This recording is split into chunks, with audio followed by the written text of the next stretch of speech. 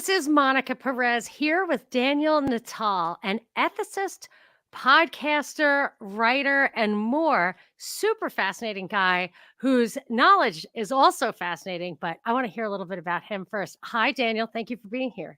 Hey, thanks for having me on, Monica. It's a great pleasure. I've enjoyed many of your broadcasts. Thank you so much. Well, I have to say, you were on Havore Morish's show several times, but most recently, I got several emails saying, you got to talk to this guy. And I think it's because my favorite question I ask basically everybody, it tells me, gives me some insight into maybe truth, but also into them. But you might actually have an answer to this is what's the true nature of power on earth and in the universe? And I feel like that's like where you started with Havore. But I was looking into your background and I'm just fascinated by I don't know if it's your day job or what, but tell me about your ethics work. Yeah, well, I mean, you can your viewers can go to Amazon.com and buy my book, Actionable Ethics. Um, there you go. At better bookstores. Yeah, no. So essentially, I was doing ethics work with a company some years ago, and we did essentially business ethics training and stuff. And then from there, I got asked to do kind of political commentary with an ethics slant, and that's how I got into the podcasting thing.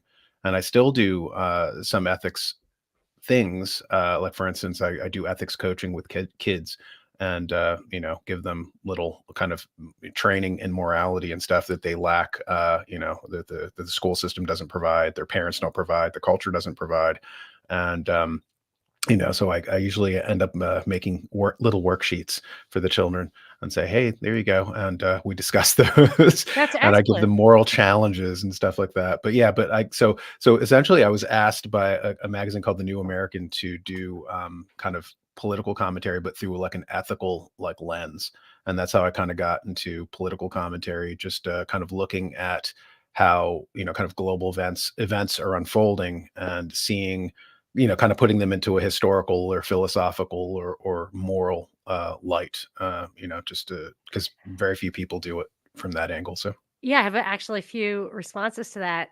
That first of all, my father always taught me was very regimented about teaching us morals. And he said, like, if you go through life with a touchstone, a moral touchstone, if you really know the difference between right and wrong, you won't have to agonize. You'll just know the answer to questions. Your life will just be a little more orderly. You'll be quicker to the punch and you'll live a better life. And I found that was true.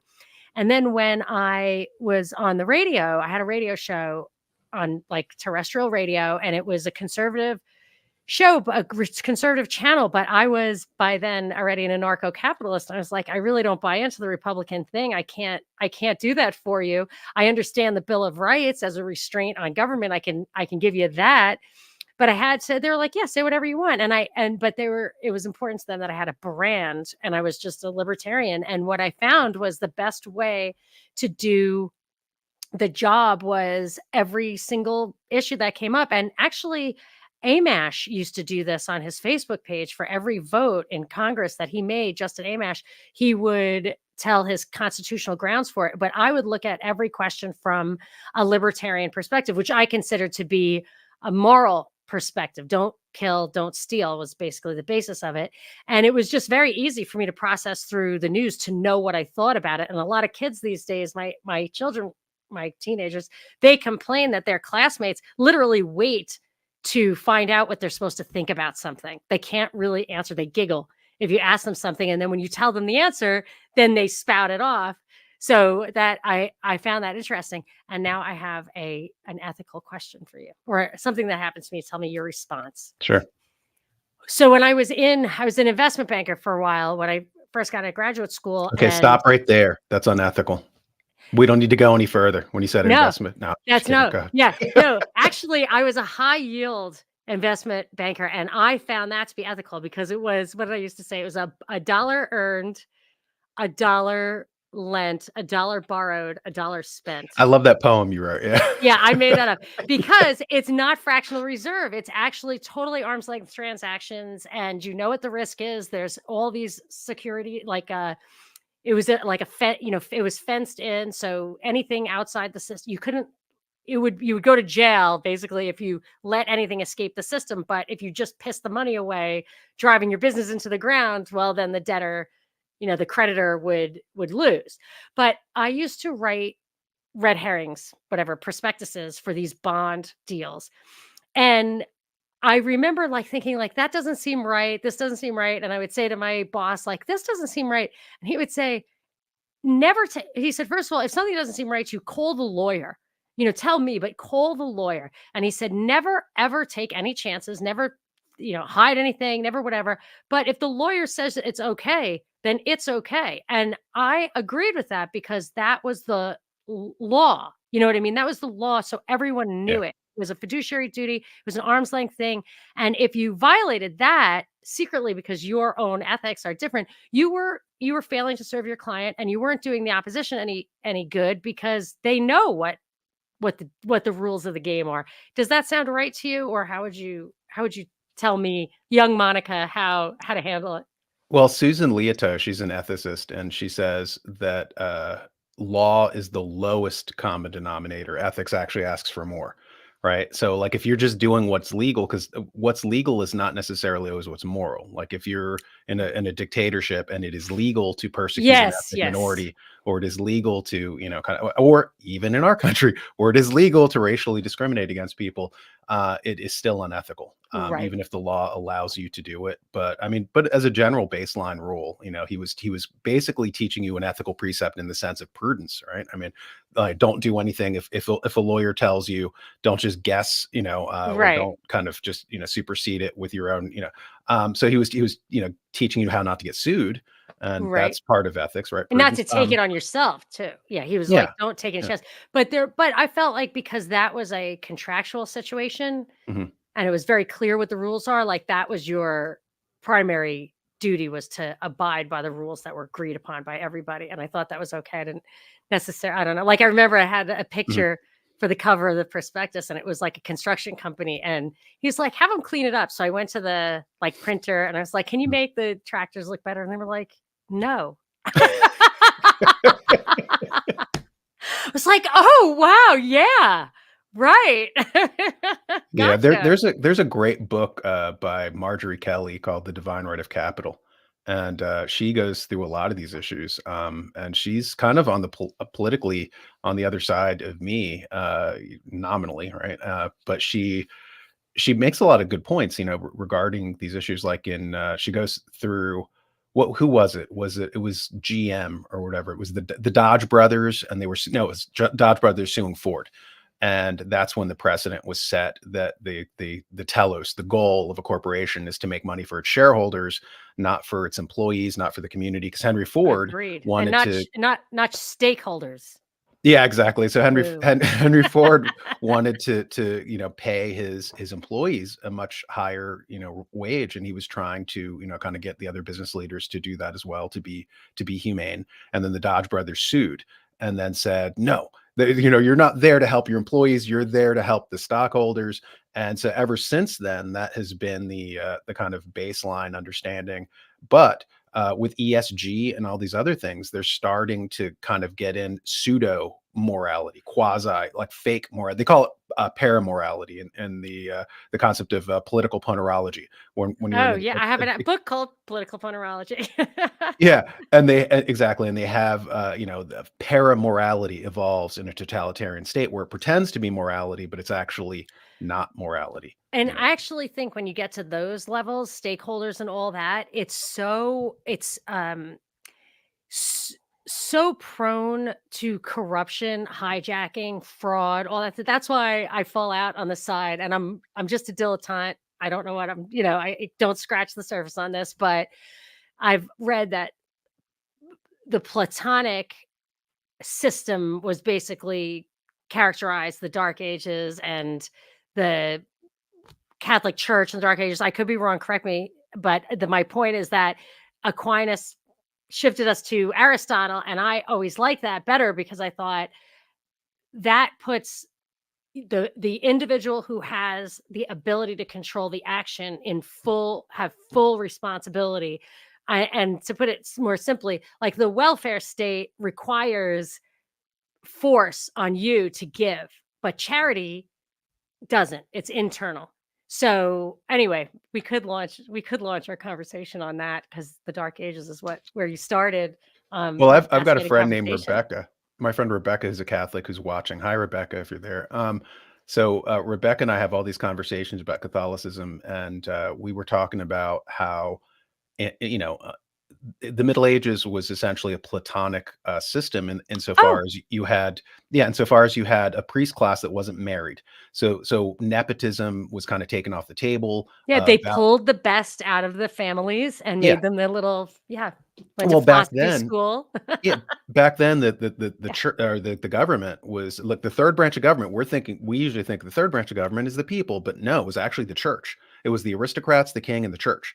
And so it was very prestigious for a family to donate one of their children to all three of those, kind of categories. Yes. And it would be like the comparable to being in Senate. Oh, my son is a senator. Well, back then it was my son is a bishop or something. Not And even that long ago. I mean, my yeah, mother would have been very happy if one of her kids had become a clergyman. yeah, and so that was the power dynamic, and so when you have people ruling the society who don't have a nepotistic interest, in the Republic, Plato talks about that, like about how the gold class that rules the society can't have a family. The Russian mob does that too as well because it's harder to blackmail and bribe someone if they don't have a Wow. family. Yeah, and so you basically had. So I was asking her, I was like, it seems a little inhumane. I mean, like the Orthodox, they're allowed to marry, the Protestants marry, and I was like, why does the Catholic Church still kind of cling to that? And she said, you like Plato, don't you? Yeah, And I so agree. you had a far less for a long time. I mean, we're fed a steady diet of propaganda about the corruption of the Catholic Church, but for long periods of time, I've got a friend who works at the Central Bank of Canada, and he's doing a study about how even during the colonial period, the 18th, 19th century, when the Catholic Church did settlements, how most of the money actually did go back to the people. When they tithed, it would go back into building roads, it would go back into infrastructure, aqueducts, into social programs, like when you retired and all this kind of stuff. And they really weren't getting rich off of it, unlike the Protestant corporations that were set up like companies. The Virginia Corporation was literally a corporation that you could trade stock on, or the Plymouth Corporation that turns into Massachusetts, and they were vastly more predatory, where they aggregated wealth to like six people as opposed to it kind of diffusing. Because it was a very different, kind of social system. The Catholic Church, I mean, it doesn't get credit for that. So he's doing a study right now. He's doing a paper. I hope I'm not, betraying his Scooping him. trust. Yes.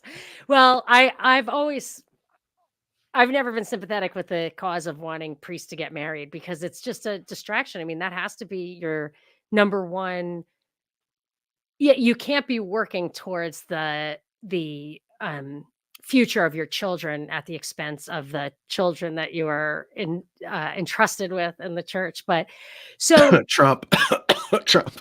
oh my gosh, that's so interesting because I think Trump is totally fake, complete actor, P.T. Barnum all the way. I love Trump supporters. Like my mom is a huge Trump supporter. My brother, some of the best people are Trump supporters. I like his rhetoric. Yeah. Yeah, I mean, and he does say some. I mean, I prefer Ron Paul's rhetoric, but I always wondered, like, why is he doing this? Like, he took the role of, like, you know, a hero to some, a villain to some. It's not a very glamorous role. It's a little bit of a dingy role, I think. And my opinion from the very beginning is he's doing it for his kids. His kids are going to be totally legitimized by this, kind of like Godfather 2 style. Like, you just want to get out of because his money, everything from his background, and I know people get super mad. I hate that. I know I'm gonna make people mad. But his so much of his background is basically knowing how to work the government for money. Like his dad did projects. His sister's a federal judge. He himself cut corners to get into the casino business, which is a government created oligopoly that should have outsized profits unless you're him Yeah. when you go bankrupt. But yeah, so they will do things for their kids, and I mean that's natural. Yeah, because Ivanka is there at World Economic Forum and all these things, and so that's a danger, right? So like if somebody has a family, then you can say, hey, play ball, or we're going to indict your child. So then they play ball, and you can blackmail them, you can manipulate them, you can bribe them. Here's Jared Kushner, here's a $2 billion deal with Saudi Arabia. Um, and it makes you vastly more controllable, unlike, some, medieval priest, who was a little more incorruptible. But regarding Trump, there's an interesting rabbit hole if you want to jump down this sometime. But I've um, been down a lot, so let's hear it. If you yeah, surprise me, I'll be surprised. okay. So there, I'm going to start here, and my friend Rebecca, who's watching, will know all about this. The John Birch Society. So the John Birch Society forms in 1958. Robert Welch founds it, and he is an anti-communist. He's a big fan of J. Edgar Hoover. Who was also anti-communist in 58. Most of our FBI were patriotic, kind of constitution-loving, crew-cutted guys, 6'2" with square jaws back then, and very, very different FBI. And so anyway, so they, like Robert Welch, essentially wanted to create a conservative organization that had chapters all over the country, and that would kind of be a private sector FBI. And he wanted to help fight the communists, smoke them out. Now, one of the organizations that kind of splintered off from this was called the Western Goals Foundation. And Western Goals Foundation comes about when Larry McDonald he's a congressman. Larry McDonald, he's a Democrat too, conservative Democrat, and he becomes the head of the John Birch Society in the late 70s, early 80s. And he founds it with a British spy named John Rees and General what was his name? Glaub, I think, who was one of the founding members of the CIA. He was in the OSS back in World War II. And so these three men found Western Goals Foundation, and it becomes almost like a private sector CIA. And very, very interesting rabbit hole. But I'm going to circle back to Trump in a second. So please I've forgive me never for a second. even heard of the Western Goals Foundation. Yeah, exactly. I hadn't Amazing. I till have very to ask you recently. about your research. Keep going. They shut down during Iran-Contra, because Oliver North and other forces were kind of funneling money through them. 3/4 of their funding came from West Germany, which is most likely CIA money coming through. Now, this is where it gets interesting. There was a book that just came out in March of last year by Matthew Dollett called Birchers. And in that book, he talks about the ADL, the Anti-Defamation League, spying on the John Birch Society, and also the American Legion was spying on them. And during some of this spying, some of the original 11 John Birch Society members, Roger Milliken, the magnate who got into chemicals and textiles and stuff, Fred Koch, the father of the Koch brothers, was in there, and there was also a Mr. Trump who was there. So Donald Trump's father was an early member of the John Birch Society, Fred? Was it Fred? with a guy named Roy Cohn, who you might have heard of in Wow. New Oh York my gosh. My circles. Yeah, mother used to love Roy Cohn because he yeah. defended McCarthy. Yeah, it was right-hand man. Okay, now here, and by the way, the headquarters of the John Birch Society gets moved from Massachusetts to Appleton, Wisconsin, which is the hometown of McCarthy, within a mile of his grave, and I think Con might have had something to do with that. But anyway, so this is where we're heading. Okay, so Roy Cohn was there with Fred Trump and a young Donald Trump, and Roy Cohn was very adept at blackmailing people. Now, Oh, yes, Donald Newroy yeah, was close with him, and there was a was a storage mentor. facility that had a trial against Trump that had Roy Cohn stuff in it, testimony in it, and it burned to the ground in 2012. Yeah, yeah, Yes, exactly, and so that's why they're raiding Mar-a-Lago now. they The knew each FBI other. is terrified of, blackmail stuff that Trump might be amassing from his time in the White House. But Wow. anyway, so, Western Goals Foundation, as I said, founded by 3 guys. Let's repeat them again: Larry McDonald, John Rees, and, Major General Glaub, whatever his name was. And so they essentially were amassing blackmail material on people. At the time, I talked to one of the people who was, kind of part of this, and he was a journalist. He was a putative journalist, and he was told to be a confidential informant. He would sit in the audience of communists, and stuff like that, subversive groups. And he was told to report back to the Los Angeles police red squads. And I said, "What's a red squad?" And he explained it to me. He said, "Okay, well, before 1978 or so, every police department had a private sector intelligence agency, and they would spy on communists. They would spy on subversives. It started in 1919 by J. Were Edgar they Hoover. tapping phones? Yeah, all that My kind of stuff. phone was tapped when I was a kid. I remember we could I'm hear it. sure." I have eight older brothers and sisters who were just wild, and yeah, I mean, but my father was a staunch anti-communist, but very active in that, and I could tell you stories about that, but we could hear the taps on the phone. Yeah, well, they did it to Martin Luther King. They tapped his phone. They recorded his goings But I on mean, with they must have businesses. done it like crazy if they were doing it to us. We were nobodies. Yeah. You know what I Well, mean? Yeah. John Lennon said that, and they were like, "Are you paranoid? You're just stupid. They have better things to do than tapping the Yeah. phones of like people like you." And then they found, thousands of pages of yes, they did. Wow. Yes, they did follow him. Yes, they did, do all these things, Wow. surveil him. But anyway, And kill so him. so these police red squads would get, like Larry McDonald explained it by saying, "Hey, we want to keep communists out of the State Department, and so help us kind of smoke these people out. So, spy on them, send the information back to the LAPD Red Squad. They were the biggest Red Squad in the country, and then they would shift that back to Western goals." Okay, now what happens was Larry McDonald dies in a plane crash. 007, I think, was the name of the number of the That plane. was fishy. Yeah, very fishy, and Yes. this might be why he was killed. Yeah, they didn't rescue him. Somebody was like, "Hey, a plane just went down." They're like, "No, it didn't." I was like, yeah, it did." Yeah, they Well, never even checked out the report. he was threatening very powerful people by creating a private sector CIA. And so anyway, so he's amassing all of these files. In 1977 or 78, I think 78, the Church Commission bans police red squads. They say that this is violating people's constitutional rights. It's, warrantless spying and all this kind of stuff. So they ban them. They think that the police departments will just burn these files. Instead, there was a feeding frenzy of intelligence agencies trying to get these files, because if you have these files, it gives you tremendous power. Because it wasn't just, oh, you're sitting in an audience of a communist giving a speech. It was stuff like them tapping phones, them knowing who your mistress was so that they could blackmail you. Danny Hestert, I think he was caught by Yes. local cops. Yeah, well, yeah, he was also, he was But passing he on was being information to monitored by the Turkish FBI, but they didn't stop him. intelligence. Yeah. Yes, yes. And so so anyway, so when Larry McDonald dies, the new person to take over Western Goals Foundation and have all of this blackmail material was Roy Cohn. And Roy Cohn basically told Donald, "Hey, you didn't get that bid on the building? Show him this manila envelope. You'll get the bid. Oh, you didn't get the permit to build this roller rink? Here, give them this manila envelope. They'll give you the permit." And so Donald Trump got very famous for, like Cory Booker was making fun of Donald Trump. And Trump made this cryptic comment. He said, "I know more about Cory Booker than Cory Booker knows about Cory Booker."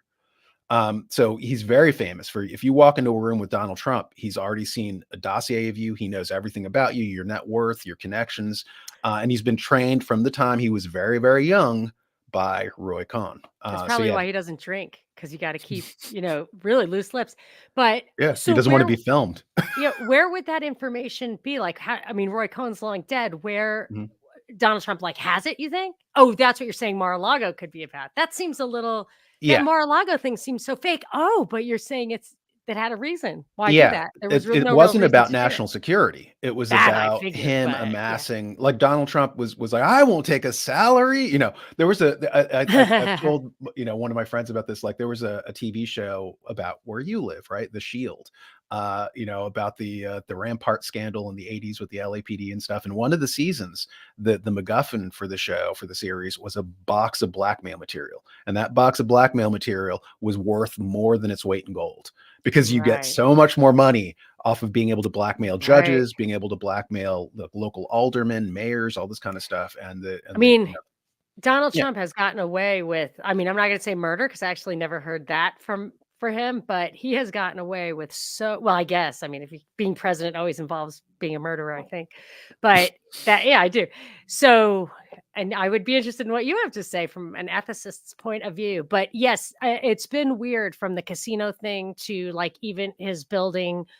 He took over, I think it was the Bergdorf Goodman building or something in New York, or Bonwit Teller, something like that. And it was a historical preservation thing, and he was absolutely legally obliged to keep it intact, the facade, and he just, like, pulled that stuff down and smashed it into a million pieces, like all the concrete gargoyles and everything, and completely got away with it. And I was like, "This guy has got an inside track," and I just figured it was mob or something, but well, yeah, no, that too. I mean, that like too, all like Russian the mob. yeah, the real. I was just talking to my son about Machiavelli, and we were kind of going over Machiavelli, and I was like, okay, so he has a bad reputation because there's kind of the ideal concept of politics that you'll find in Cicero or Aristotle or something. And Aristotle was the tutor of Alexander the Great. So Alexander the Great got, a really great education, and Cesare Borgia, had it for his teacher Machiavelli. And so Cesare Borgia has a very bad reputation in Renaissance Italy for murder and rape and intrigue and poisoning and all this kind of stuff. And he was taught to do it by Machiavelli. He said, it is better to be feared than to be loved. And so, all of our kind of political science has those two pivots. It's Cicero on the one hand of the ideal behavior, how you can make your society better and more ethical and stuff like that. And then you have this practical kind of, governance model by Machiavelli, which includes kind of beheading people in front of their wives and children. Because if you do the scientific application of violence, you can head off a lot more violence if it's a lawless, crazy kind of, dystopia. And so, he makes his kind of pitch for that model. And I think a lot of people in the current kind of, modern political, landscape have kind of shifted more toward Machiavelli, like you said about presidents, like where they kill people. Yeah. What do you think I about believe that? I believe that's absolutely true. And I think Yeah. a lot more of our presidents have been killed, like William Oh, Henry Harrison a month in and Warren he's Harding. poisoned. Yeah. Likely poisoned. Warren, Yes. they say it was his wife, but I don't believe that for a second. I think it's because he was getting us back on track. And then Calvin Yeah. Coolidge, they both won, to the credit of women getting the vote, biggest landslides in presidential history, Harding and Coolidge. Big snaps to women's voting. I can't follow you there, but I was just saying that Warren Harding, I know. I'm for the women patriarchy. Please forgive me. Yes, I understand. And I am being facetious because you could attribute the bend towards socialism as to women, but who gave women the vote? Men. So whatever. Yeah, but not for good reasons. I mean, like we No. basically the fiat currency. So we have fiat voting, right? So it loses its value. Like, I think only people who own property, in my opinion. I totally agree could with you vote. there. That's it. Absolutely skin in the game. And at the Yeah. very least, they cannot be a net recipient of federal or of public monies, which was not even a concept in the constitutional time. But if like you're not paying a penny in taxes and you're getting actually pay negative taxes in the form of a welfare check, absolutely not. No, no, no. I mean, that's just robbery. But forgive me, I have a son who has Down syndrome, Mhm. and I love him to death. He's so smart, smartest kid. He is propagandized in school to hate Donald Trump. I don't care. But I said to him, well, what if Donald Trump said that someone who has Down syndrome could drive because he wants to drive and he cannot drive, thank God. And he's like, oh, I would totally vote for him. So a girl in Spain, a woman, was recently elected to parliament who had Down syndrome. Yeah, I I'm saw like, that. that's even I have a problem with that. Like that just demonstrate. First of all, like as my other son said, it's like the first thing she's going to do is give Down's kids licenses, But the point was that that just demonstrates the state of the vote. Either everyone who voted for her knows it doesn't matter at all, and they're just like, it's an award, like, being a member of parliament is an award. Participation trophy. Yeah. Yes. So I would say like the vote is ridiculous, but property as a criterion would be fantastic. Yeah, and that's what it originally was. By the way, just to circle back around to the ethics theme, with John Stuart Mill and considerations on representative government, he was dealing with the democratization of the vote back in England in his time period in the 19th century because the French Revolution had happened. And the British were like, we've got to give the poor people some representation or else there might be a revolution. So they, House of Commons, and we start, expanding the vote. And John Stuart Mill was very liberal, extremely liberal. He wanted What women. do you mean by that? Well, he like wrote classical liberal glowingly about socialist? socialism. But for the time he was like, oh, well, let's expand the vote to women. Let's, do all this kind of stuff. But he said, like looking at the democratization of the vote, he realized that, okay, if you have an aristocracy running things, people who have been trained in political science and trained in infrastructure and economics and all this kind of stuff, you'll have much better government. If you start giving it, power to Right. kind of an idiocracy, you're going to have much worse. So he said we have to see a reform to counteract the pernicious nature of democratization of the vote would be like he said giving people who are educated in political science 2 votes was one of his things. He said and not allow. He said if you've been on welfare for 5 years, you cannot vote, and the illiterate cannot Yeah, vote. at least. I mean, Yeah. at least. So he But mentioned what you but said about all thank yeah. you. I didn't know that, but all of those things are corruptible. So if I were to, if you had to choose, and maybe I've heard people from far different ends of the spectrum agree with me on this, and I'm not even 100% sure I believe it, but I think my gut tells me like a rock solid constitution, very basic foundational constitution with a hereditary monarchy would be the best way, because the aristocracy and the education and double the vote if you're poli sci major. Where are you going to school? You're poli sci major at Reed College, you get 2 votes. Like, that's not good. There's But been a lot of fiat inflation across all yes, the yes. fiat So inflation of diplomas and voting and I money. mean, that's why I was an anarcho-capitalist for so Yeah. long, and then a philosophical agorist, and then I started thinking, well, if we're gonna have laws, we might as well have them informed by an objective morality. So then I'm starting to think, like, what about the confessional state? But it's probably too late for that anyway. However, when you're talking to Vore, you were talking about it circling around to where, and maybe you can talk about this, that we could get back to that. And I really, Oh, yeah. I'm having a hard time getting my mind around the fact that we aren't experiencing like you know, a total break in any kind of civilizational pattern with between biological, genetic level manipulation with Mhm. DNA stuff, or total surveillance and that kind of thing. How could you possibly think? But maybe you should recap a little bit or tell people on this show, a summary of that cycle that you were talking about. Yeah, well, Aristotle talks about that. He says that revolutions almost never happen from the people. They usually happen when oligarchs fight each other, and then there's one oligarch left, and that oligarch becomes the tyrant. And then when he dies, he passes on power to his son, and now you have a monarchy.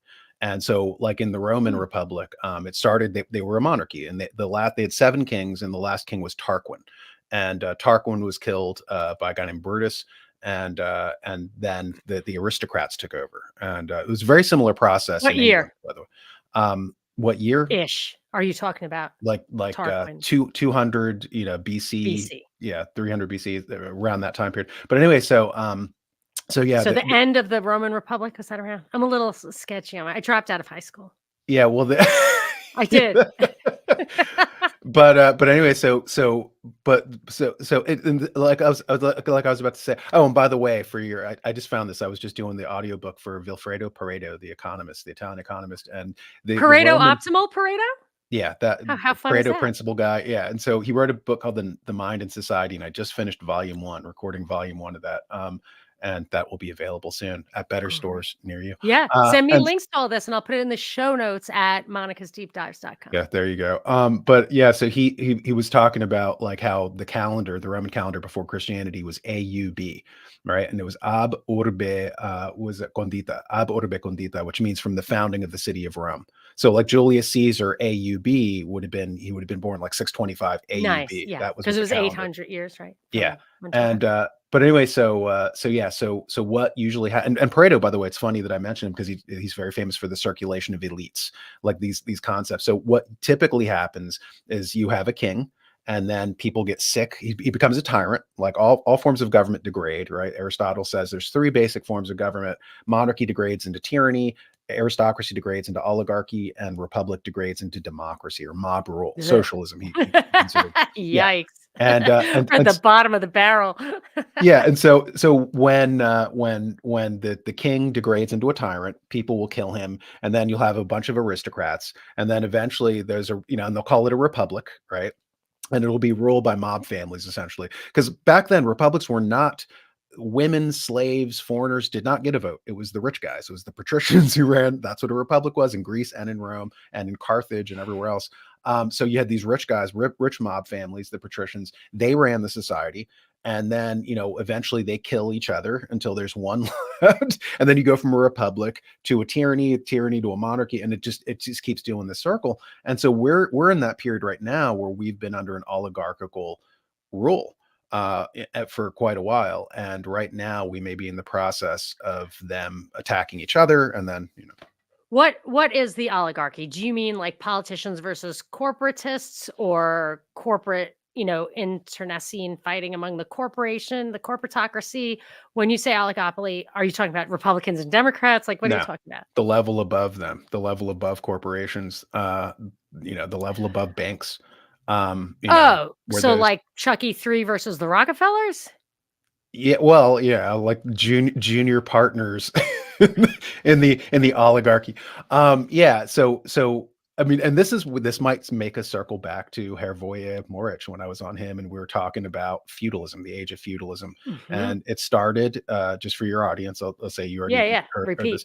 but so Justinian, the Roman Yeah. emperor, he basically inaugurates what we think of as feudalism, and it happened because the Roman Empire was taxing everybody to death. So if you were in an industry that was heavily taxed, you might jump to another industry. And he said, no, no, no, no, no. If your father is a farmer, you will be a farmer. If your Mm. father was a doctor, you will be a doctor. And he created these hereditary sectors, industries. And you were kind of locked into that for like 1,000 years, 1,500 years. And so in the Middle Ages, there were, eventually the Roman Empire collapses, the church takes over, and feudalism kind of, becomes the way that society is run. And but there were three powers, as I talked. There's a book about the age of feudalism by Georges Renan, a French historian, 1914. You can find this on Project Gutenberg as a free copy. But anyway, Spell that last name. Renan. Okay. And so he says, yeah, he describes like how there were three powers in the Middle Ages. There was the church, there was the king, and then there were the mercantile guilds. And these mercantile, they were in dynamic equilibrium until Columbus kind of discovers the Americas, and all this gold starts flowing in from the Aztec Empire. And then suddenly these mercantile people get richer than the aristocracy, and it creates like an imbalance in the system. And now they start getting the idea in their head of, hey, what if we don't have kings ruling and we don't have the church ruling? What if we have republics with corporations, mercantile guilds? And you see the rise of the British East India Company from this time period, the Dutch East India Yes. Company before it, But God, what were you That's gonna what say? I wanna know all about.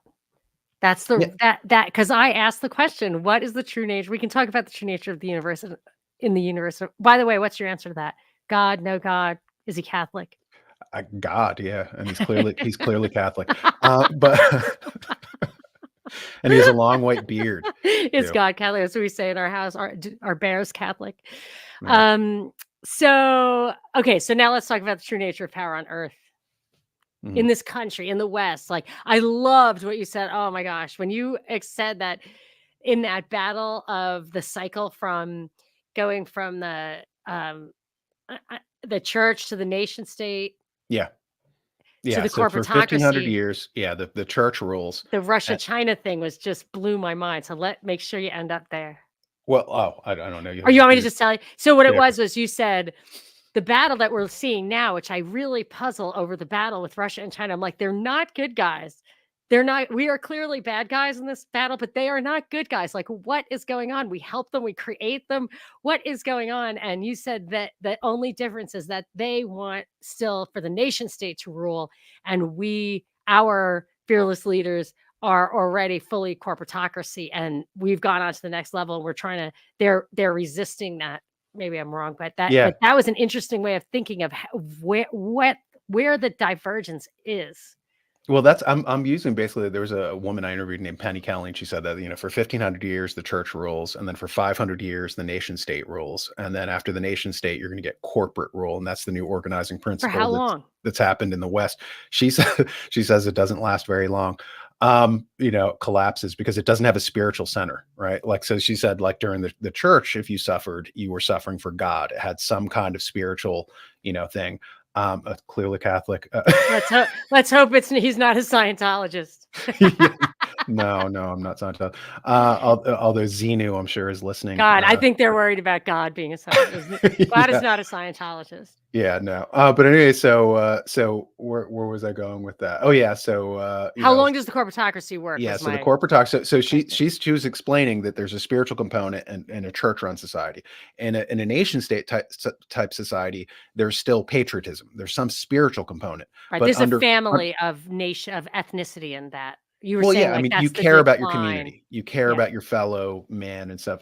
But in the corporate world, we're just consumers, we're just animals, we're just the lowest level of, kind of sense-based, kind of bottom feeding, sociopaths, nihilists. And so you can't really control a society for that long because there's no, people stop cooperating and it falls apart. And Peter Turchin, who's a Russian historian, talks about this. He's very eloquent on this point that without ethics, societies fall apart. And he makes, like, he talks about, he calls empires cooperation zones, and he says that you only see cooperation zones happen when people have like an ethical structure. It could be a religion, doesn't have to be, because the Roman Empire had Stoic philosophy, right? But it has to be some ethical structure that everybody agrees to, and it breaches differences in race or language or culture or whatever, and people will agree to it, and they cooperate. They don't kill each other. He said when this breaks down, the cooperation zone will dissolve. So if you have a corporate structure whose whole thrust is to divide people so that they don't have a revolution, right? So everything is about division. In the nation state, everything is about unity. E pluribus unum. We're supposed to come together. In the corporate structure, it's all about, putting you in a niche so that you do not ever, kind of coalesce. Are you familiar with Christopher Dawson? He was a Mm, Catholic sociologist no. who oh, you're welcome. You're gonna wanna read him. Um, and if I didn't have this screen here, I'd be pulling books like crazy. I actually have books we have to talk about here. Oswald Spengler too. What they said, which I'm sure you've heard of Oswald Spengler, Oh but yeah, I read him when I was in my 20s. yeah, I discovered him and then I realized I think we're not maybe a Nazi. I don't know, but like the book was good. Is all I Well, he's have to part say. Jewish. Oh, well, I mean, I don't know. I just read the book. I'm not judging him beyond the contents of the book, which I found was interesting. And he was a gentleman scholar, which we don't Mhm. have a lot of anymore, though I would consider you a gentleman scholar. So there's no academic affiliation that skews your conclusions or directs your research, which is true for you, is it not? I'm a guy who has a head of Yeah. himself. There, don't take me seriously. Do your own research. I You'll take you find seriously. out. If I stood up right now, you would see like a tutu. I You am know. wearing pajama bottoms, so Yeah. I'm not standing up either. But, so he both of them basically said well, what Dawson said was a country I mix them up sometimes on this point. What my point is that a system, a civilization can appear to be progressing and growing and thriving because of its material success. But if it has competing religions, it is in decline because you can't pursue different values and still grow as a civilization. And what Spengler said was everything is math. So if you see a society that has eclectic architecture, you can be sure it's in decline. Interesting. I Yeah, thought it was that's interesting. yeah. He S- also said that the only thing that is more powerful than the money motive is blood and soil. Like at his time period, he was alive when nation states were coming together, and a big component of nation states coming together is race. Albert Camus says that in his Oh, notebooks yes. about he says that when Bismarck was putting Germany together, You have that to- he couldn't unify all these all these different people until he came up with the concept of race, shared race, and that kind of brought them together. Whether it was true or not, the political Zionists did the same thing, shared this concept. Right. So when you want to build, like people right now, kind of beat up on Israel, but it's at the beginning of the process of the building of a nation state. So they're very ethnocentric. Toward the end and Right. collapse of a society, you cease being ethnocentric. So that's why right now the corporations, to destroy the nation state, they have to stigmatize race or Yeah, ethnicity. but creating, a great way to do that is to create an enemy which leads to unjust war. So you got to be responsible for that. And I will say this book, I never heard anybody ever have this book before. Somebody recommended it to me when I was on the radio. Never heard about it again, but I have it. It's called Peace by the Wonderful People Who Brought You Korea and Vietnam by Archibald Roberts, who was a lieutenant colonel, retired, I guess, Air Force colonel or Army. I don't know where colonels are. And in this book, which I think was from maybe the 50s, he talks about the fact that like the UN is there to like take over everything, and that what the weapon they will use is race. They will get in there and make sure that every society is divided based on these cries of racism. Yeah. And that was going to be their weapon, which makes complete sense to me in what you were saying, because it's in the UN's interest to dissolve the nation state or the World Economic Forum or whatever the world corporation is. I think it goes to what you're saying, which is that the reason everybody, you're a witch, that was what you're saying, like you're a witch, you're a racist, is to dissolve the nation state. And that's an interesting take on. I mean, it's definitely looks true to me, makes sense to me. Yeah, well, like think of it. Okay, let's go back to that taxonomy of 1500 years the church rules. At that time period, people didn't think in terms of race because everybody was pretty much the same race. That wasn't a differentiating factor. Like if you ask Queen Isabel in Spain, "What are you?" She'd say, "Oh, I'm a Christian." Right. So she thought in terms of Christian, Muslim, she thought in terms of religious affiliation. And she wanted to unify with Prester John and Ethiopia or Christians in different countries that, so race was not a factor with her. She didn't think in those terms. Right. And then when the nation state, it goes from a religious identifier as your identity to race as your identity. And now with corporations, they're taking both of those out. So what are you? Like, how do you connect with your fellow man? And the answer is you can't, which is why Fashion. corporate rule is gonna collapse.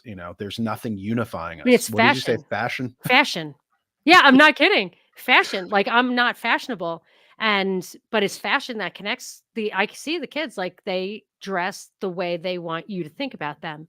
Interesting. That's a good. It's Yeah. a consumeristic way. But I would also say that I've Mhm. long observed in the various Catholic churches I've gone to over the years, especially since I moved to California, that there's a huge spectrum of ethnicities and immigrants and stuff in these churches, and Mhm. there isn't a speck of racism, because I think it's because we're all absolutely on the same page when it comes to values. We are really all there doing the exact same thing, Yeah. answering to the same God, and we know he's watching and we're there. Like people will help each other, and I mean, just no racism at all in my observation. And it seems to me that maybe it's as a historical, maybe it's a throwback to that time.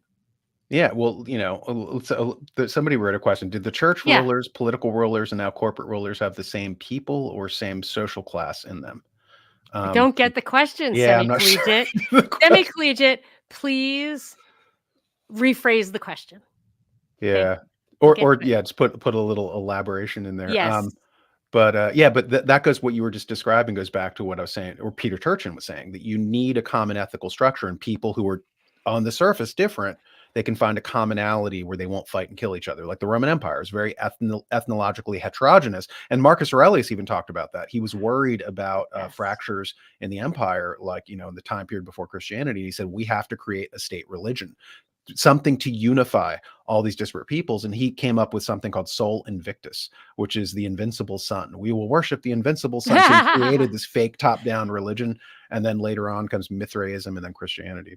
But his book Meditations Yeah. definitely presages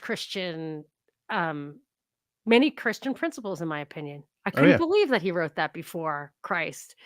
The Seneca Yoga too. Sutras too. What? If you read Seneca, he was a Roman, and he in his writings, he has, if you want to be an ethical person, or try to be a better person, imagine a great man like like Cicero is there watching you. And Christians took that and changed it to Jesus watching you. So they would take like Roman precepts and kind of repurpose them for Christianity. Yeah, And so he's got like that's 3 or 4 of those in there. yeah, that's really interesting to me how you were talking about paganism, that just being hollowed out and Christianity overlaid, which we can see the remnants of that in the Christmas tree and, that kind of thing. And then now that the Christian religion or whatever, I don't know if you meant it's just strictly Christianity, but is being hollowed out and still used as kind of a future framework. Although Courtney Turner and I, another podcaster you may know, have talked about this book, which I don't know if you have this book, but I know you were talking something about the Milner Fabians. This is the Milner Fabian conspiracy. We're gonna go into that in a second. All right, let's do it. And anyway, that one says that actually Islam is a better template to hollow out for the, secular humanist world religion or whatever it's called. Here's semi-collegiate, and then you'd say whatever you want. I'm sorry, I've been really trying not to interrupt people these days, but it's so fun to go back and forth because I want to kind of pick your brain. But I'm going to what you're stop. saying. Something like the black nobility. Yeah. All right. Is there a social class or family network that is a power behind the throne? Something like the black nobility of Venice, money but no land. That's an interesting question. That's an educated person. Congratulations, semi-collegiate. Yeah. So that just for your audience, the black nobility is essentially they're like the aristocracy that kind of predates the nation state, and they derive their noble titles from the Pope, not from a king. Because the kings were subordinate to the Pope. So that older nobility in Italy, they see themselves as above the kind of later kind of lower nobility. And so allegedly there have been a bunch of people writing books about that, how there's like a war between, this older and somebody, my wife brought it to my attention. There was some Italian family that was the richest family in Italy in 1300, and they're still the richest family, in 2024, they are still that wow. Family. Yeah. So they still are very well. There's your answer. Yeah. And so I was reading an article on this like maybe a year ago, and they were talking about how the black nobility is opposed to a lot of the stuff that the new kind of corporate nobility, the corporate class is trying to do. Like, so for instance, the corporate class is trying to erase nations, erase ethnicities, make us one bland, homogenized kind of Brazil, global Brazil, as opposed to the black nobility who wants to keep separate nations and separate religions and stuff like that. And there's always kind of internecine fighting between the two groups. But yeah, I mean, that goes to show what we were talking about earlier about feudalism and how feudalism. Okay, so let me set the stage for your viewers as well. Just to circle back to feudalism. Okay, so Christopher Columbus brings back all this money. The merchants get richer than the aristocrats. Suddenly you have this new mercantile elite. Christendom is broken in two. So at the same time, I mean, within like a couple decades of Christopher Columbus, you get Martin Luther, the Gutenberg printing press. All of a sudden, Europe breaks in two, and Northern Europe does not want to be tithed anymore to the church. They want to keep their own money, right? And so essentially, you have this disruption, and if you're not tithing to the Vatican, well, then who are you tithing to? And their answer was, hey, you can tithe to the merchants, and you can invest in these merchant ships going to Asia, and we'll give you a return. And so suddenly you're tithing not to a church, but you're tithing to the Dutch East India Company, or later the British East India Company when they moved to England. They basically take over. That happens basically with Oliver Cromwell. Oliver Cromwell is trained in the Netherlands. Charles I steals money from a bank. The Dutch bankers don't like that. They train Oliver Cromwell in the Netherlands, send him back into England. He murders the king, and they create a Republic of England. You'll notice this theme. Republics are usually corporate created. They wanted to get rid of, they openly say this, they wanted to get rid of thrones and altars. So they want to get rid of monarchs, and they want to get rid of the church. Well, if you get rid of the monarchs and the church, who rules? And it's corporations. And so that's what we've been living with. And so what this is, to go to the Fabians, this is an interesting rabbit hole. I was reading the book, The History of the Fabian Society by Edward Pease, and it's like from the 30s. And so the Fabians start in like the 1860s and 70s, and they start influenced by John Stuart Mill, who was writing about socialism, and Henry George. You might know about Henry George in the 1870s. He was a journalist. Oh, Georgist? Is that where the Georgist theory comes from? I don't know. Or the Georgist, I think Georgist was basically anarcho-capitalism, but without real property rights. Yeah, exactly. And so Henry George said all property should be owned by the government, not by private individuals. And the reason why he said that, it sounds evil at first, but just to I get why he said, yeah, to give him his due for your audience at that time period, when the Industrial Revolution happens, suddenly, the aristocrats, they're trying to figure out, how do we get in on this, right? How do we get rich? We're not creative. We don't know how to make anything. We do have one thing: we have land, right? So what we're going to do is we're going to jack up rents. We're going to jack up outside of market forces, and so we'll get more money that way. And what happened was that inflation was such that in the late 1700s that it required a week's wages for a worker to buy a single loaf of bread. And at that time period, Karl Marx was looking over to America, Mhm. and he was like, they don't have an aristocracy. They don't have a dearth of land. They have all this land, no aristocracy. So land is really, really cheap. And so Henry George was talking about, that's why there was more money to, he called it, for the wage fund. So American workers were making 2 to 3 times what their English counterparts. Thomas Malthus writes about this as well. And so does Carol Quigley in The Tragedy and Hope. Americans, because there was no aristocracy gouging by using land. So Henry George said, you should be able to make money on something you created, whether it's a song, whether it's intellectual property, whether it's a product. You did not create land. Therefore, you should not be able to profit Right. off of land. And he was looking at all these abuses in Europe. And he was, and so that was his. So basically, the Fabian socialists started. They glommed onto that, and they were like, hey, let's create something called guild socialism that was built on Henry George's conception. Okay, jump in. I just wanted to observe that I've always felt that European style socialism was artificial in the United States for that reason, that they had an ill-gotten gains, like their property as a result of feudalism enforced by laws against mixing your toil with the soil and owning that land, kind of like in um, contrast to something like a rule against perpetuities or whatever. They could lock up God-given land for, intergenerationally, and we didn't have that constraint.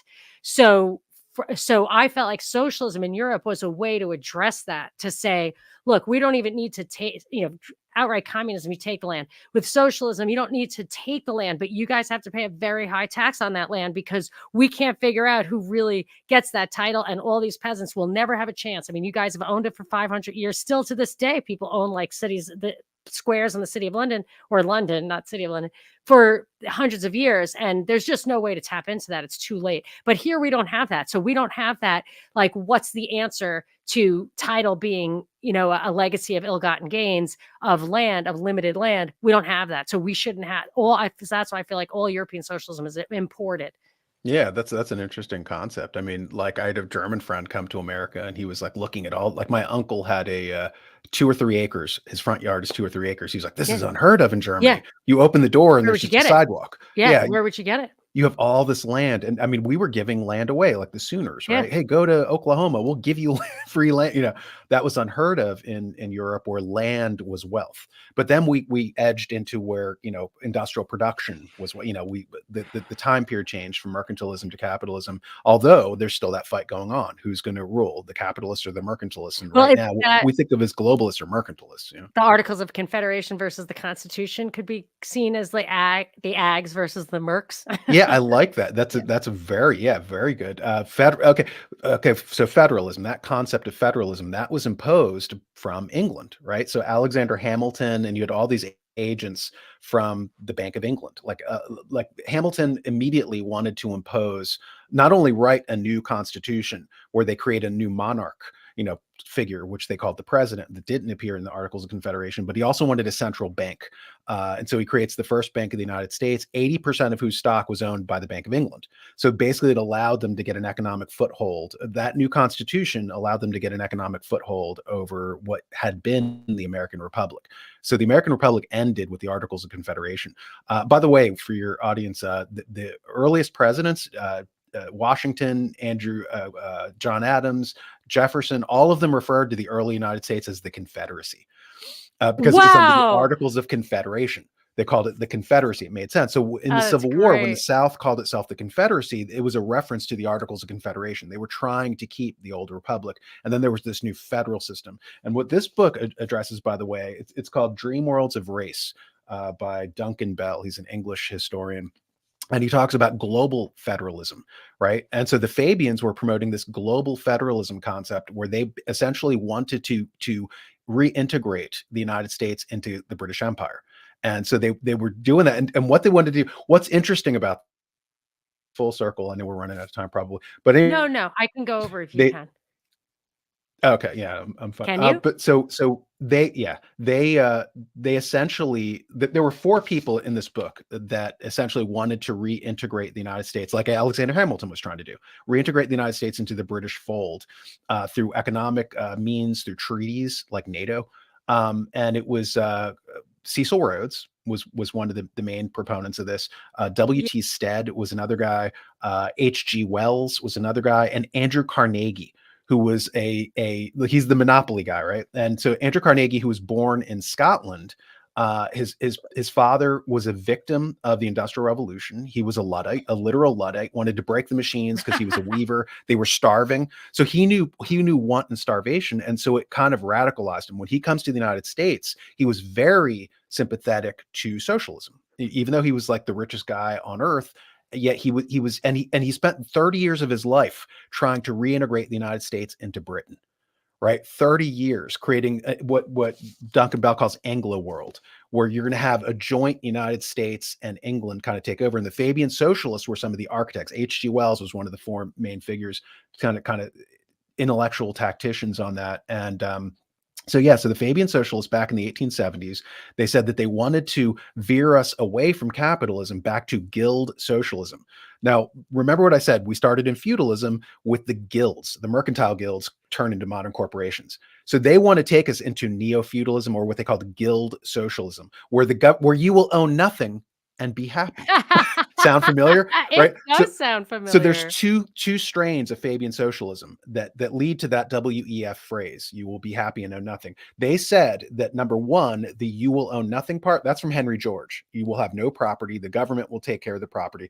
Number two, the second kind of leg of that, the second pillar, was John Stuart Mill, who said that society should be, he wrote a glowing essay on socialism, and he said that everything should be done for the greatest happiness of the greatest number. So they would always talk about happy and you having no property. So you look at the modern world, it's a direct genealogy from the Fabian socialists to, and they also, in chapter 4 of the book of History of the Fabian Society, they talk about how they will use trade unions to take over and subvert capitalism and take down, capitalism, corporations and stuff. And For they said what? they're going to look, And and this then was what? this was the shocking part, because we're seeing this now. Okay, Hitler in Mein Kampf, says the same thing. He used the trade unions to basically take over Germany. And so when the Fabian socialists, like Annie Besant and all these people, they were out in the streets, and they were into political parties and trade unions and everything. But I'm like, how could you do that now? There's no unions. But I was wrong. Even though they've destroyed public sector unions, there are still police unions, teachers unions, You're firefighters saying unions, private sector. They government. destroyed private sector unions. Well, yeah, excuse me, private sector and Yeah. public sector. Yeah, okay. So I was And I they're was resurging in the news anyway. well, I was like, I was reading the People Factor from the 70s, and all these books that were kind of harbingers toward the death of unions, and I thought that was gone, but no. Okay, so what they were talking about in chapter 4 of the Fabian Society was, what if we can take the surplus funds of people in unions, let's call them pension funds, and what if we could have somebody who basically was a steward of these funds, let's call it BlackRock. And we could buy into corporations, take them over, Yeah. and collapse them. They were talking about this 100 years ago. Hold on. So Exactly what's happening now. They were talking about it. And what will follow it will be guild socialism, a rule of the guilds, like in the Middle Ages when the mercantile guilds roll up. collapse We're going full circle. collapse the corporations by giving the labor too much power? No, just taking their money, using the money, the surplus wages of the workers in unions, right? And you create a slush fund, and then you use use other people's money to basically take down, the society. And so there was a guy named one of the central But that's figures. at odds to the corporatism, which is also our enemy. Right, Well, there's there's two different. are we not understanding? Because like corporatism, I consider to be the enemy, and now you're saying Fabianism is after corporatism and will replace it with guild socialism, which I Okay. also don't like. Okay, so there's two competing factions. There's mercantilism, which is the older system, right? You don't make anything. You just sail your ship to another country, you bring back products, silk or coffee, sell it, arbitrage, make money off it that way. And then capitalism happens. And in capitalism, you don't have colonies and slaves in other countries. You just use industrial production to do something, right? So the history of the 20th century was this fight between mercantilism, let's call it the British Empire, and then capitalism, let's call it Germany, right? So say Germany, innovates around England, right? So England is selling rubber, and so Nice. they've got to have colonies in Southeast Asia. Yeah. If you want rubber, it takes 9 months to get to you. It's degraded, it's inferior, salt air hits it. Germany creates synthetic rubber for pennies on the dollar, and it's of higher quality. There's no slaves involved, no colonies necessary. So very quickly, England, this old part of this older model, this Has mercantile to model, kill them. yeah, we have to take them down. H.G. Wells, just getting back to him, mentions that in 1899, you take down Germany. It took a Hidden long history. time. This is the hidden history. It's called Hidden History: The Secret Origins of the First World War by Jerry Doherty and Jim McGregor. They also wrote Prolonging the Agony, how they kept World War I going. It took Oh yeah, decades for whatever the beginnings of the Milnerites, whatever, yeah. to create pretext after pretext under which they wanted to go to war with Germany. And then even after they got it started, they really couldn't keep it going. And they had to keep pushing and pushing because they just wanted to destroy them. And it didn't even really work. They had to bring Hitler in and then do it again. And, I guess Well, that there worked. was Carnegie. I mentioned Carnegie is one of the four guys who wanted to reintegrate the United States into England, into the mercantilist system. Rhodes, that's a Rhodes And thing, right? yes, yeah, Yeah. but it was the Carnegie Institute for International Peace who Oh, wrote Woodrow Wilson and said, keep yes. keep the war going, keep World War I going, because we could get these kind of structures, international, like the League of Nations, which the Fabian Yes. Socialists were the tacticians on. They also created the London School of Economics. Yes. They also were running the Rhodes Foundation. They Yes. also wrote the legislation for the creation of the Hague, the International Court. Oh, I mean, they're I like didn't know that. everywhere. ESG, that was the Fabian Socialists. Like the Ugh, UN, that was I mean, like yes. they're everywhere. And so just to get back to Yeah. explaining to you. Okay. No, good. No, good. Good. Just I wanna understand I the was just gonna say, okay, counterpoint so there. there's I can't mercantilism. get my mind around it. There's mercantilism, which the Fabian Socialists want, right? Because that's the guilds, guild socialism, that's the mercantilism, right? And then there's capitalism. They're enemies, right? So the guild socialist, mercantilists, the Fabians, how do we get rid of the capitalists? We don't want capital, because in capitalism, anybody can get rich. Henry Ford, a working class, Thomas Edison, a working class guy can get rich under capitalism. Yeah. We don't want that. We want a rule by an elite, a mercantile elite, mercantilist elite. We want globalism. We want little Chinese kids and making sneakers at the age of Yeah. 6 in a African factory. coders. Now we We have want this African system. coders. Yeah, not this system. And so how do you but this system came into the ascendancy, and it kind of created enough power that they broke away from the mercantilists. And now the mercantilists have to take down the capitalists and But it's replace it. such a productive system. It's actually Yeah. too productive. It's actually the production is what the kind of capitalist overlord. I hate to even besmirch the name of capitalism because I like it, but it's been bastardized. It's financial capitalism, whatever. But it's the production. It's that they're addicted to, and it's so productive that we could not possibly consume enough. I think that's half the reason they have to blow countries up. Well, They just that's blow them what, up. yeah, disaster capitalism. Yeah, Yeah. but you mentioned fashion before. Edward Bernays in Propaganda, he talks Yeah. about production, industrial production causing problems. And he said, because you have to warehouse all these sneakers. So how do you get people to buy 6 pairs of sneakers when they only need one? Right. Mhm. And he said, we're going to create something called fashion, and we're going to create generational, like he Yeah. explicitly, like they didn't have a concept. They didn't have the word teenager. If you go 100 years ago, there was no concept of teenager. And so he said, we purposely did this so that we could have young people go, hey, I don't want the shoes of my Mm. old father. He's a boomer, okay, boomer, like that kind of Yeah. stuff. So that they would throw away perfectly good things to buy new and to keep fashion. So because he said, if we had these sneakers building up or these dresses building up or whatever, you'd have to warehouse them. That costs money to warehouse. So we need to teach people to consume more. So the system, part of the function of capitalism is consumption, mass consumption. See, now that's And when it becomes yeah. disgusting. Yeah. And You that's know, what I the mean, mercantilists yeah, would we basically can't. come in and say, we have to collapse capitalism because there's too much consumption. It's hurting the planet. Yeah, That's one of their mothers talking are. points. I don't care about the planet. I mean, it's not that I don't care about the planet. I don't trust those people to husband the planet for me. That is for sure. Yeah. But I mean, moms work to buy kids sneakers, like extra sneakers. You know what I mean? Instead of saying, all right, everybody, you have one pair of sneakers until they wear out, which could be never if they did it right, I suppose. But instead of taking that surplus energy and spending time with the kids. Like that's why I hate subsidizing like highways, subsidizing oil with foreign wars and stuff. It's like, you know what? Make consumption expensive. Like make the natural trade-off really reflect the cost, but they don't. They tax and then you get the infrastructure and then it's there and then the production and consumption is cheaper because you don't have to actually pay what it costs to build a highway every time you use it. Mm. Anyway, that's a little bit of Yeah. tangent, but Well, I believe that's a problem, a you moral mentioned problem.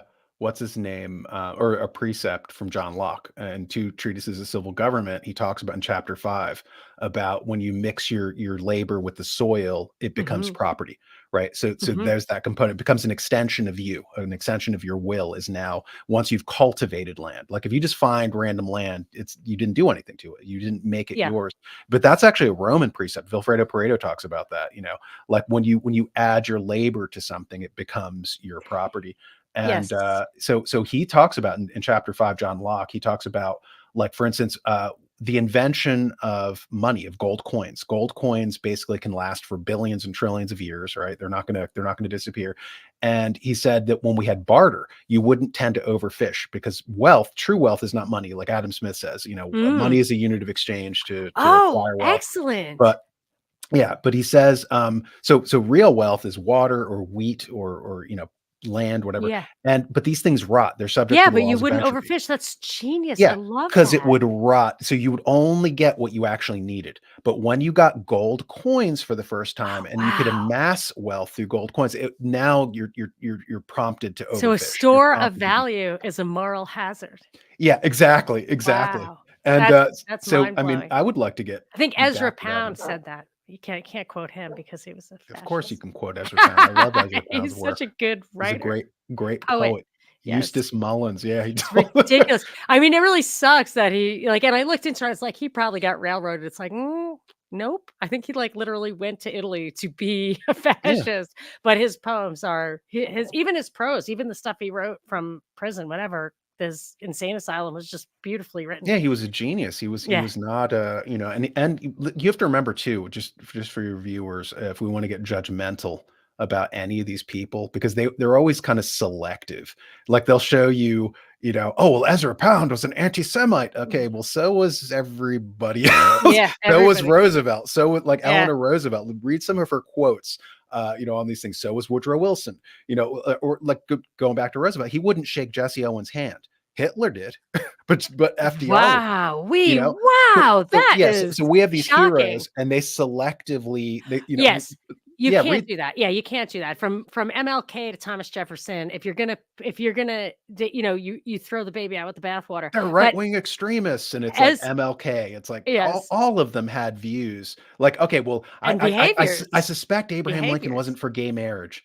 So Right, therefore right, he's a right-wing extreme. Well, right. no one was for gay No, marriage. exactly. It Like, wasn't what are even you a talking concept. about? But Ezra Pound wanted to disconnect Mhm. the medium of exchange from the store of value. And Yeah. that's something that I've been mulling over. Like I can't, but that you're saying that store of value is a moral hazard is just genius. And a book I read, which you may have heard of, I would be surprised if you didn't, Against the Grain by James Scott, who's a Yale professor. He's not, like I read liberty. Against the Grain by Carl Jury Huysman, who's a Oh, 19th century novelist, but no, I have not read Oh, the other well, book if it's on the not same yeah. time. No, this is not a metaphor. This is Okay. literally he's against grain because not because it's bad for you, but or one of the things he brings up in the book, he brings up many really interesting things in the book, is that when we were semi-permaculturalists, so he said like there were 4,000 years before the agricultural revolution when we knew how to domesticate vegetables Mhm. or plants,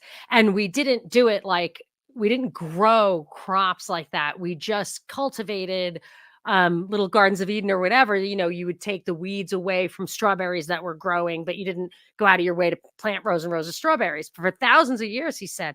And one of the benefits of like having and during that time, in some places, the staple would be tubers because you could actually leave tubers in the ground until they were needed. They would grow and Mm. grow or whatever. Whereas grain had to be harvested all at once. So when tax authority emerged, they they couldn't like come and force you to dig up your tubers, but when the grain was harvested, that's when they came and took half of it. So, I find it interesting that, you don't even think about these things of how do you store things, how do you conserve, and it's natural and it's so much easier. And, I really feel like that's where you wanna kinda spend time with your family and whatnot, and it has some spiritual value. I think of Spain and Italy as the, Catholic places, but not with the Protestant work ethic. I'm just thinking about that recently because I'm getting tired and I like to sit around and drink wine. I'm like, you know what? That's not so bad, I think. Well, So, see but that. keep going. We have some can you go to the bottom of the hour? Yeah, that's fine. Top of the hour. Sorry, top of the hour. Top of the morning to you. Nice. As you've got wine in your your goblet Yeah, in the yeah. morning. Oh, no, I've got nothing. It's too early for me now, No, but okay. Well, then no top of the morning to you. thank you. But yeah, I mean, like, talking about there was a guy named Frederick Soddy. Frederick Soddy was a scientist, and he won the Nobel Prize in 1917 for discovering nuclear isotopes with Rutherford. And he retired after he won the Nobel Prize, and he devoted himself to economics. And he wrote a book called Wealth, Virtual Wealth, and Debt back in like 1920 something. And he basically conceptualized using money. Let's see, Yale professor Scott has video. Oh, sorry. I'm not trying to interrupt you. I'm trying to just like It's okay. later on when people watch this video, they're not gonna be able to see the chat. So Ah, sometimes I put stuff up there just for that. yeah. We'll read it too. I mean, feel Yeah, okay, great. Yeah, good thinking. Keep going. Sorry, but I don't want to uh, interrupt. Like I'm even getting texts from my producer like stop no, interrupting. yeah, but Sadi was he wrote this book called Wealth, Virtual Wealth, and Debt, and he was talking about what a pseudoscience economics was, and he said because wealth is perishable, is subject to the laws of entropy, but debt is not, and he was like, you have to have one or two, like pick. You can't have this mix match system where debt can accrue forever, past like the moons of Saturn, Yeah. and wealth. You buy a house. Oh, my house is my wealth. Well, that rots, that goes away. The silo of wheat rots. So initially in the Middle East, they would have jubilees where the debt would time out as well, right? Otherwise, the system would collapse. And so the Roman Empire, I read this really great article about how the Roman Empire, basically Semitic peoples came in to the empire, and they brought the concept of selling debt, and it was new to the Romans. They were like selling debt, and so they took one half of their system, but they didn't take the debt jubilee that would have made it actually workable. And so now you have like this debt-based system that's kind of like killing, But who the would the planet. creditors be? How could they tolerate that? Well, there was a woman who wrote a book called The End of Scarcity. Karen Ragusan, I Yeah. think her name was, and she's explaining how we don't have money, we have anti-money, and she was like saying, okay, every one of the Yeah. dollars that you're holding up is a unit of debt. It's not an asset. It used to be real money is an asset. Okay, well, this dollar stands for gold. Okay, that's an asset. That's money. But if your dollars come into existence when someone takes a loan or when the treasury prints up bonds, then it's actually a unit of debt. It's anti-money, right? And she Yeah. said that the system collapsed in 2008 because the system basically, she said, if it runs out of people to take new debt, then there's a deflationary crisis, right? And so she's explaining to the guy, he's like, oh, so you mean if we paid off all our debt, there'd be no money in circulation? She's like, yeah, exactly. So she was like, so Yeah. we It's an need inversion. continuous streams of debt, which is why we have things like mass migration. Because if your populace is Yeah. tapped out and broke, you suddenly need a billion new people. The system requires it. Yeah, I think that when people say, "Oh, they're coming here for the goodies," whatever, I'm like, "They're coming in here. They are indenturing their children." I Debt, mean, and we debt have slaves. nothing but taxation without representation in the form of future obligations, the national debt. It's just our children are not represented in the money that we are spending and taxing them for. And here are foreigners coming to take that on their shoulders. I don't know how this is going to be resolved in the existing paradigm, and I don't think it will be. So, No, that is where we're going to have a collapse, I think, correct. or whatever. I mean, I'm sure that the big T, they are prepared for the next phase. But tell me what you think about that. Yeah, they're doing it on purpose, Yeah. it goes back to the Cloward Piven strategy Yes, of just accelerationism. yeah, yeah, exactly. And so they're bringing in all look, Angela Merkel let the cat out of the bag. She publicly said, zero hedge. It was 2 years ago, I think, and she said, "What is the nature of a republic?" And she's like, "It derives its power from the people." And she was like, "But what if there is no German people? Then upon what authority does your republic stand?" So they were talking about kind of blurring kind of identity, national identity, and then they take your political power away, right? Like if there is no people, and you hear these talking points Yeah. all the time from libertarians, which is why I'm no longer a libertarian. I used to be. I Um, know. It's because been oh, there's no people, corrupted. no American people. Okay, well, what does republic mean? It comes from Latin res publica, the people's thing. It literally means the people's thing. You have Abraham Lincoln. Oh, it's a government of the people, by the people, for the people. If you don't have a people, there's no republic. Yeah, So it's you can't definitely you can't set up. say, oh, we're gonna have a republic, but no people. That You're not having 7 billion Liechtensteins. You're having one world government when you do away with the nation state at this point. I mean, that's just what's happening. That's why that's not going to work, because it was a setup. I'm not saying it couldn't work or it isn't an organically viable thing, but it's not organic. They're ahead of us. They're ahead of this.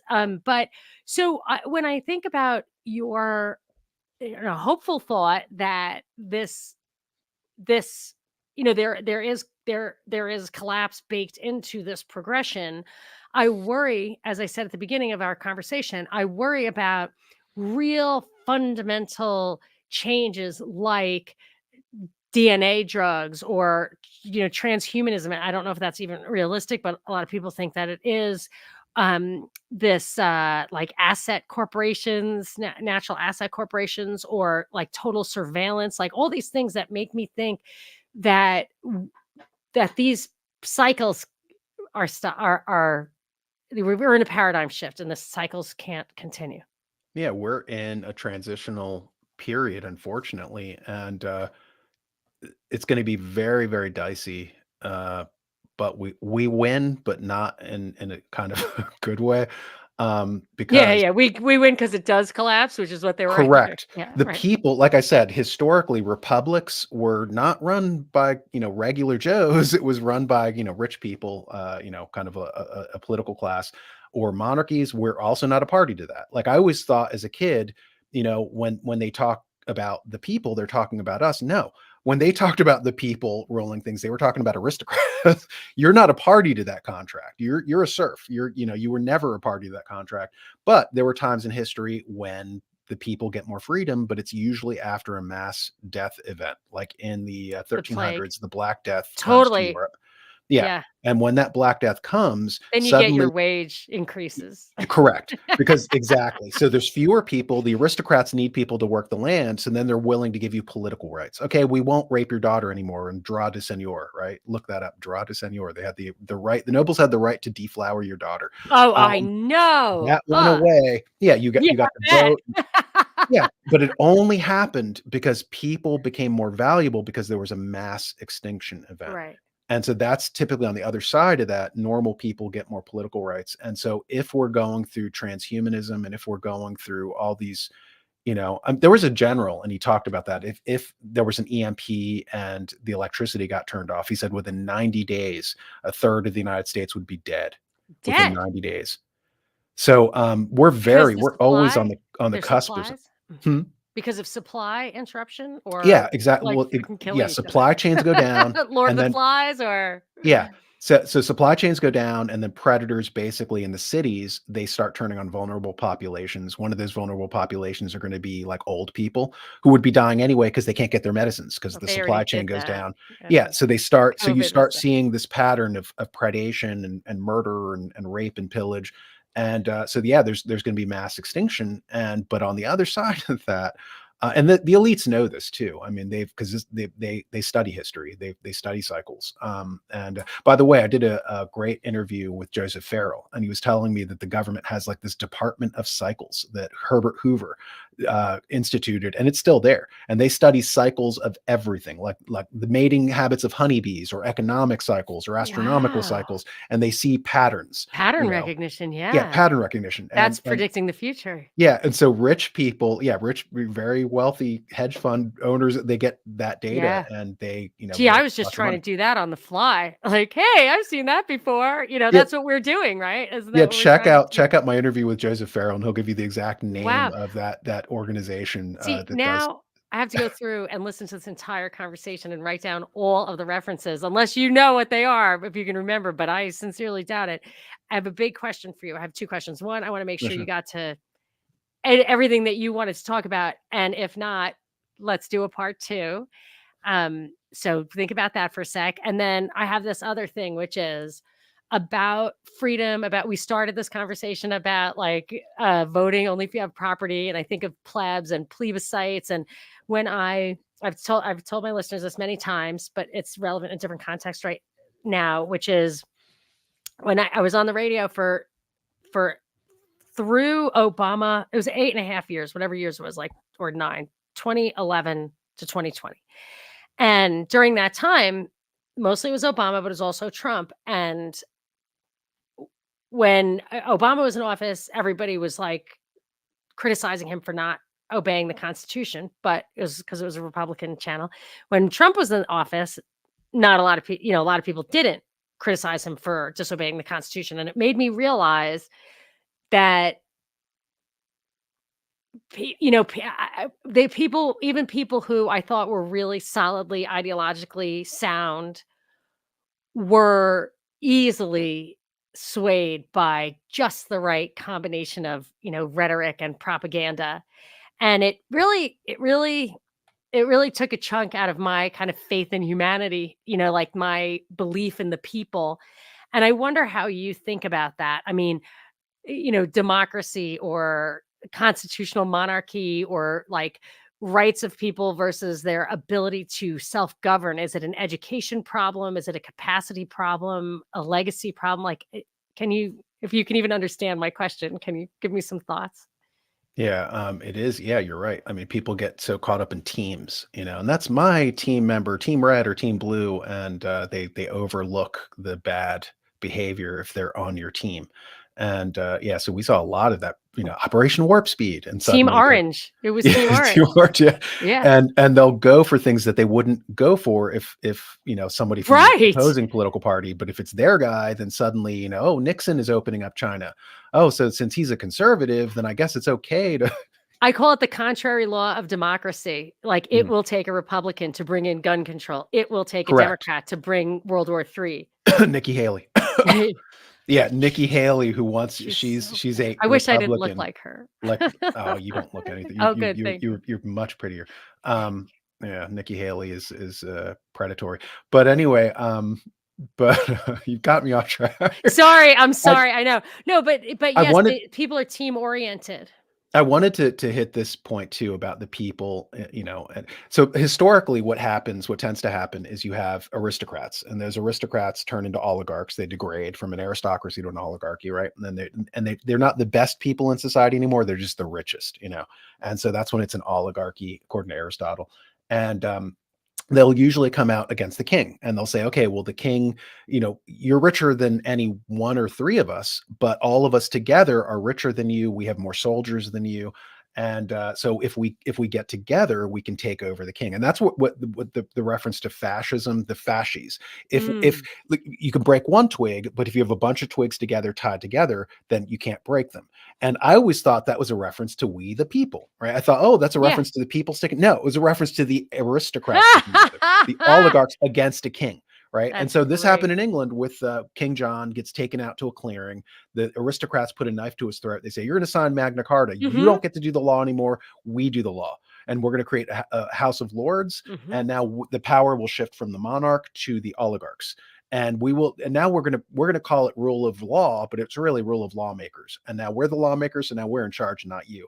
And so what would historically happen was the king, he was always in risk of getting killed, in jeopardy of getting murdered by the aristocrats. So a king would go and appeal to the people and say, hey, people, I will give you more political rights if you side with me against the aristocrats, right? And so, like in the Middle Ages, in the time of feudal ages, farmers, the aristocrat, if you were on an aristocrat's estate, you would do double duty. Part of your life would be a farmer, but then whenever the aristocrat got into war, you had to do double duty as a soldier. And so when the king lured people off of the aristocrats' estates, he said, hey, come to these free cities. I'm going to call it a free city of Freiburg or whatever. If you come move to this free city, you can vote. And you can't get raped, or any, you'll have more political rights, Yeah. but you have to side with me, the king, against the oligarchs. And so that's the Greek term tyrant is actually that. A tyrant is basically, we think a dictator or a despot. No, a tyrant was somebody from the rich class who betrays the rich class by siding with the people, getting the people on his side to protect him against the aristocrats. So when people were worried about Trump being a tyrant, they kind of were right. He was doing populist rhetoric. He was saying, let's get rid of NATO, let's get rid of the UN, let's get rid of all these things. Let's the forgotten man. He would use this populist rhetoric to pivot around this kind of like oligarchical class, because Trump, his wealth is based on real estate, not on mercantilism. And Adam Smith says that in chapter 11 of The Wealth of Nations. He says that there are three basic ways to make money. One is through wages, one is through real estate. And he said these two rise or fall with the nation. So as the nation does better, you do better. As the nation does worse, you do worse. He says there's a third group, however, and this third group is mercantilists, and they make money when they collapse countries through disaster capitalism. He said if you ever allow this third group to take over your government, they'll collapse the country. And so Trump, who is a real estate guy, his wealth was based on nationalism. He does better as the country does better. So he was doing he was a classical tyrant in the sense of, hey, side with me against how them. much power he had. Hmm? Isn't that overestimating how much power he had?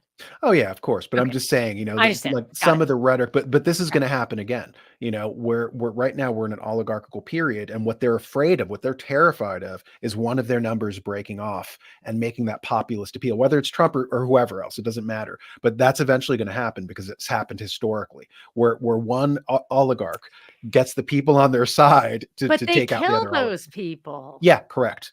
They identify them, and Philip Zimbardo, the social scientist, he did this study in England where they were they had the cameras all over the house. They had different people from different walks of life, and there was a room where people were sitting, and one guy moves a chair. Right. Everybody else just sat where the furniture was, and the one guy who moves, he alters his environment. He's like, that's the leader. He knows that he can change things. That's the leader. So they're basically they've expended vast sums of money on identifying leaders and then taking them out. Yeah, I figured they did that before you even saw them. And they do the same for people who are useful. So you have folks who are identified, in my opinion, as teenagers. I call them created persons. James Comey did something crazy when he was a teenager, came to the attention of like the federal authorities, as he lied on the witness stand about something. And it was so convincing. I really think that they were like, wow, we need that guy on our side. He's actually a terrible liar now, I think. But and John Kerry too. Yeah, like I think they just identify these people young. So Vivek Ramaswamy. Vivek, yeah. Oh, he's definitely slippery. Look how they shifted institutional funds. Vivek, his failing company Rovient, was dying. He was doing pharmaceuticals that didn't work, and suddenly the stock price goes from its lowest low at $3 a share, and it like goes up to like its highest high because they shifted, like the World Economic Forum shifted institutional funds toward his dying company. He suddenly gets rich. He gets this payout. Yes. Oh, that's great. Yeah. That's very interesting that you would point out a specific example of that, because I always noticed that with Obama. I was like, how is he rich all of a sudden? And my husband's like, oh, because he sells that book. I'm like, he sells 1 million copies a year of the same book for 10 years. It's like, yeah. I'm like, okay. I don't believe that unless George Soros is buying them and dumping them in the middle of the ocean, which he might be. But and then there was a scandal of the Baltimore mayor who did exactly that. She just, to get rich, she wrote a book that like basically had blank pages in the middle, or didn't even write it. Get a ghostwriter to write it, and then some oligarch buys it, and that's all the libraries money. Got a copy of it. So Okay, so I'm gonna say that we are, even with that the plebes and their plebiscites are just a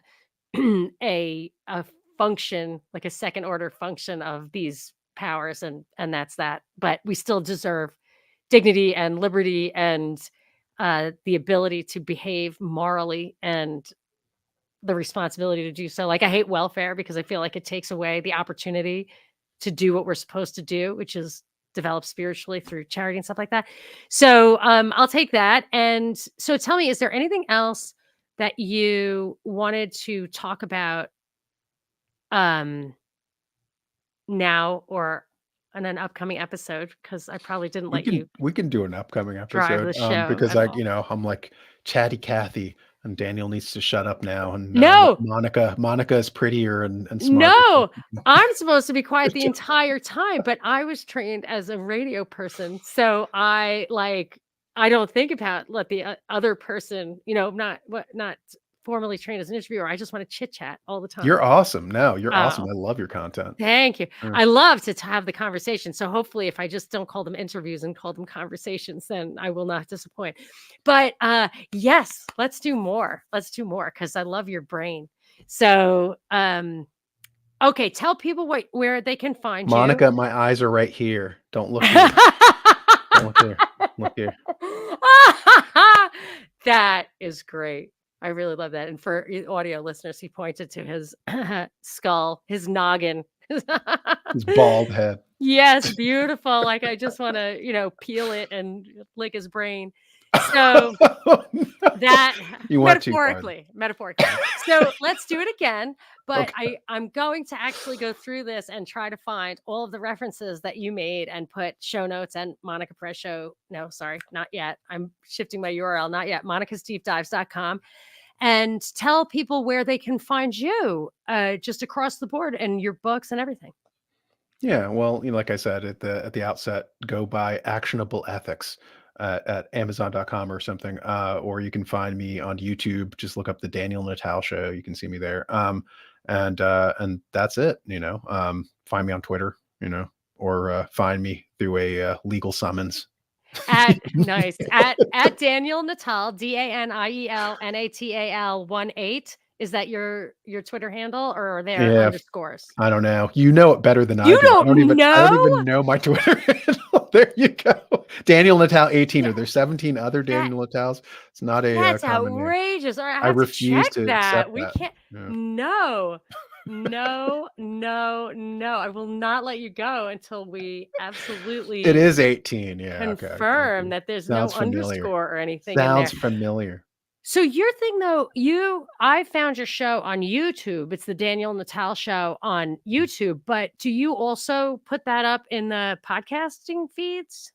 No, Why I not? refuse. It's Why? funny. It's funny you mentioned that. I'm about to launch a show on Apple iTunes. Within the next couple weeks. Sub to Good. Daniel's YouTube. Yes, everybody Thanks, Joe. subscribe to Not a Daniel's Fed. YouTube. Joe is not a Fed, believe it or not. Despite his name, he is actually not a Fed. There you go. So yes. Um Definitely put it on audio. Definitely subscribe to Daniel's. It's just very easy to find on YouTube, Daniel Natal Show. And look to the Monica's Deep Dives for the show notes. But we'll put this up everywhere, in a couple of days, and we'll be back. I think this week we just didn't even begin to crack the code on the topics we had planned to talk about. So we'll do it again soon. Yes. Okay. Thanks Thank for you, having me. Daniel. And have a great rest of your day, and we'll see you again soon. Thanks everybody for listening. Bye.